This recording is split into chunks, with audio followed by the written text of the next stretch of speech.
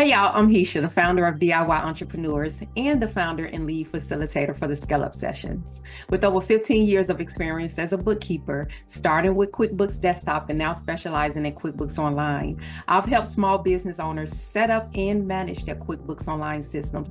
I also teach the fundamentals of QuickBooks Online for a local business accelerator program.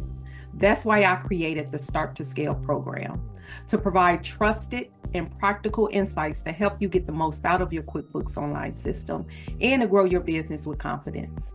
Let's dive right into today's topic.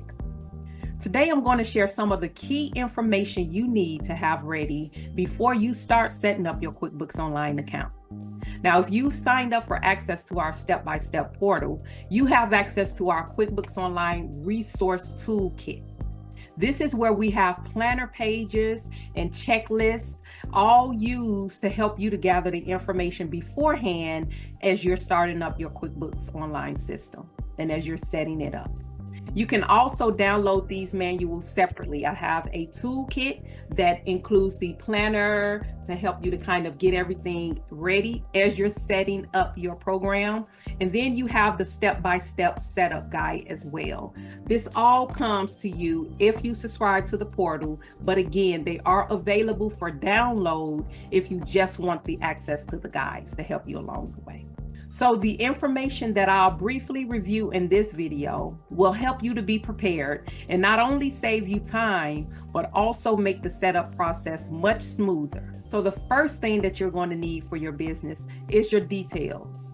The first step is gathering all of your business details. So you'll need your legal business name, your business address, and all of your relevant contact information. This is what information that you use to file it with your state, Secretary of State office, and if you have received and signed up for your employer identification number with the IRS. You want to use that same information to include in your QuickBooks setup process. So make sure you have those business entity paperworks handy, whether you're a sole proprietor, an LLC, or a corporation. And you want to make sure you have your federal EIN number available as well. Why are these things important?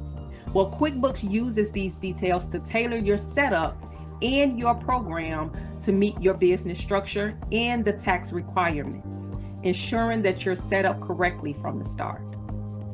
Another thing you're going to need is the financial account information. So you'll want to have your login information to your business banking system on hand, along with your credit card information as well. Now, if you use payment processors like PayPal or Square, you want to make sure that you have that information handy. By linking these accounts directly in QuickBooks, you'll begin to automate the transactions downloads, which will save you hours of manual data entry later on. The last thing you'll need is key financial data for your setup. So this includes the starting balances for your bank accounts and your credit cards, any outstanding invoices or bills that you need to pay or that you're waiting on to be paid from clients. And you also want to make sure that you've set up and you've structured your chart of accounts if you don't already have one.